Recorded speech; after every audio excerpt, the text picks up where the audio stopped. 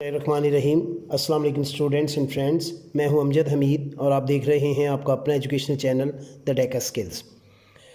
जैसा कि आप स्क्रीन पर देख रहे हैं, आज का हमारा टॉपिक है main headings of English paper class 11। तो आज हम देखेंगे कि जो मेन हेडिंग्स हैं वो कौन कौन सी हैं और उन्हें किस तरह से लिखना है। और दूसरी चीज़ इसमें ये भी मैं बताता चलूँ कि हम देखेंगे कि ये इनके मार्क्स की डिवीज़न क्या है और चॉइस क्या है। जी, तो हम आगाज़ करते हैं। ऑब्जेक्टिव पेपर जो होता है ये 20 मार्क्स का आता है, जिसको हमने बबल शीट पे हल करना होता है। हम डिस्कस कर रहे हैं अब सब्जेक्टिव टाइप जो हमारा पेपर है।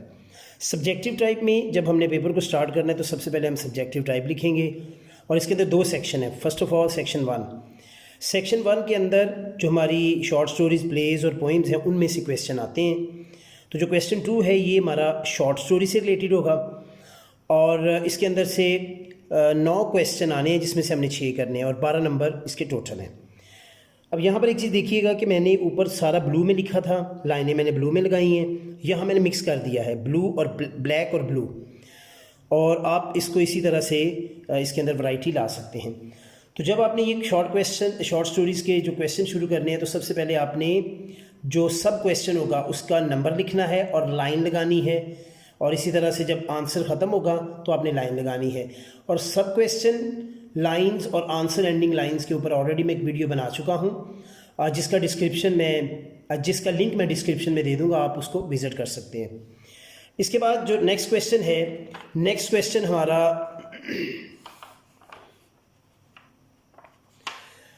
प्लेस से रिलेटेड है। इसके क्वेश्चन नंबर 3 है और प्लेस के अंदर 8 क्वेश्चन आने हैं, जिसमें से हमने 5 करने हैं। 2 नंबर की जुज़ है और ये 10 नंबर टोटल बनते हैं। तो इसी तरह से सब क्वेश्चन का नंबर देंगे और उसके नीचे हम आंसर लिखेंगे, और वही टेक्निक, उसकी लाइन लगानी, और आंसर के ख़त्म होने पर भी आप मुख्तलिफ डिज़ाइंस की लाइंस लगा सकते हैं प्रेजेंटेशन को बेहतर करने के लिए। तो जब ये क्वेश्चन मुकम्मल हो जाए तो आप यहाँ पर हाफ लाइन या कंप्लीट लाइन भी लगा सकते हैं। नेक्स्ट हम बढ़ते हैं, इसी सेक्शन का जो थर्ड पार्ट है वो है क्वेश्चन नंबर 4, और ये क्वेश्चन नंबर 4 पोइम से लिया गया है। पोइम्स के 6 क्वेश्चन आएंगे, जिसमें से हमने 4 करने और 2 नंबर की जुज़ है, तो लिहाजा इसके मार्क्स जो हैं वो 8 होंगे।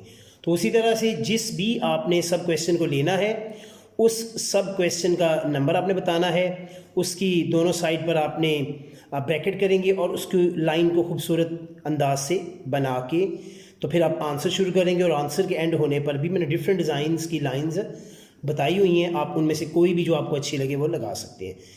तो लिहाजा ये सेक्शन 1 में 12 नंबर, 10 नंबर और 8 नंबर, ये 30 नंबर का पेपर है जो होगा। इसके बाद हम आगे बढ़ते हैं। नेक्स्ट जो हमारा क्वेश्चन है वो हमारा सेक्शन है सेक्शन 2। तो सेक्शन 2 जो है इसके अंदर 2 चीज़ें हैं। क्वेश्चन नंबर 5 है।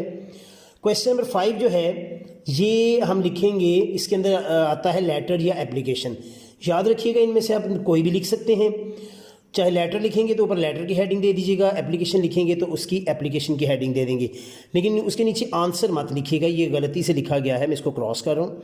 तो ये 10 मार्क्स का है, तो आप ऊपर एप्लीकेशन या लेटर की हेडिंग देखकर उसको बड़े खूबसूरत अंदाज से आपने मुकम्मल करना है, और उसके बाद आप जब क्वेश्चन मुकम्मल हो तो ये हाफ या कंप्लीट लाइन लगा सकते हैं। नेक्स्ट जो है ये क्वेश्चन नंबर 6 है। क्वेश्चन नंबर 6 में आप देखें, इसको मैंने सारे को ब्लैक में लिखा, इसको सारे को मैं ब्लू में लिख रहा हूँ। ये आप पेपर के दौरान वैरायटी दे सकते हैं।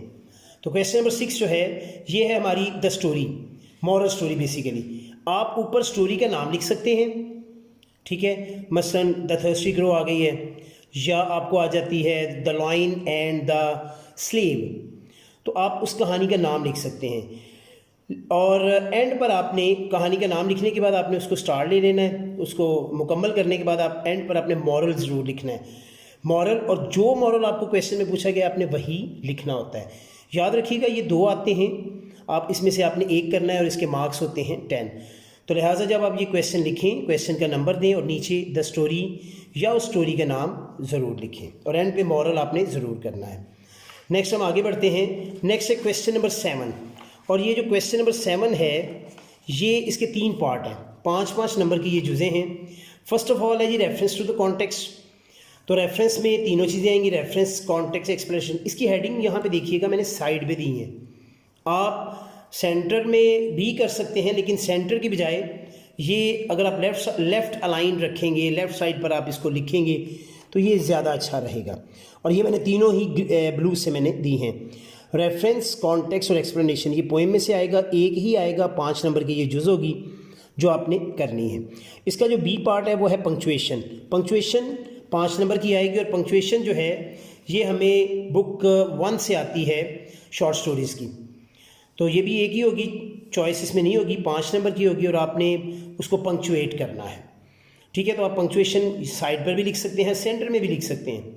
मैंने सिर्फ इस क्वेश्चन में, क्योंकि ये रेफरेंस, कॉन्टेक्स्ट, एक्सप्लेनेशन साइड पे लिखी है, इसलिए ये चीज़ें भी मैं साइड पर ले आया हूँ। आप चाहें तो इन दोनों को सेंट्रलाइज्ड कर सकते हैं। इसी तरह से जब मुकम्मल होगी तो आप आंसर, ये इसका जो है पंक्चुएशन के एंड पे लाइन लगा लें। जो इसका सी पार्ट है वो आएगा पेयर्स ऑफ वर्ड्स। तो पेयर ऑफ वर्ड्स भी आपको 7 आएंगे, जिसमें से आपने 5 करने हैं। और ये चीज़ याद रखिएगा, ये 5 नंबर की ये जुज़ है, 2 मिलकर 1 नंबर बनेगा, यानी हाफ नंबर का एक सेंटेंस होगा। तो इसके लिए आप यहाँ पर इसको डिज़ाइन कर सकते हैं, यहाँ पे लाइन लगा सकते हैं, बुलेट्स बना सकते हैं। तो ये आपकी चॉइस पे डिपेंड करता है कि आप इसको किस तरह से करना चाहते हैं। तो इसी तरह से जब ये मुकम्मल हो तो आप इसको क्वेश्चन को एंड पे लाइन लगाएं या मुकम्मल लाइन लगाएं। तो ये हमारा क्वेश्चन 7 है, जो कि 15 नंबर का है, 5, 5 और 5। लास्ट हमारा जो क्वेश्चन है, ये क्वेश्चन है हमारा ट्रांसलेशन का। ये याद रखिएगा कि ये जो ट्रांसलेशन है ये हमें ट्रांसलेट इनटू उर्दू है, और ये हमें शॉर्ट स्टोरी से आएगी, एक ही हमें आएगी जिसको कि हमने ट्रांसलेट करना है। और यहाँ पर एक चीज़ याद रखिएगा, ये 15 नंबर की है। उर्दू लिखते हुए कोशिश करें कटिंग ना हो, और इसका मुहावरा बेहतर जो तर्जमा है उसे करें, और पंक्चुएशन का इस्तेमाल ज़रूर करें। और इसकी इसी तरह से ख़त्म होने के बाद आप एंड पे ये हाफ या कंप्लीट लाइन लगा सकते हैं। जी तो बच्चों, ये थी आज की हमारी प्रेजेंटेशन, जिसके अंदर जैसा कि मैंने स्टार्ट पे कहा था कि main heading of English paper class 11, जिसके साथ साथ मैंने इसके मार्क्स डिवीजन भी और चॉइस जो दी गई है उसको भी डिस्कस कर दिया है प्रेजेंटेशन के साथ साथ। जी तो बच्चों, आज का वीडियो आपको कैसा लगा? वीडियो को लाइक करें, इसे शेयर करें और कमेंट ज़रूर दें। अपनी सेहत का ख्याल रखिएगा, मुझे दुआ में याद रखिएगा। अल्लाह हाफिज़।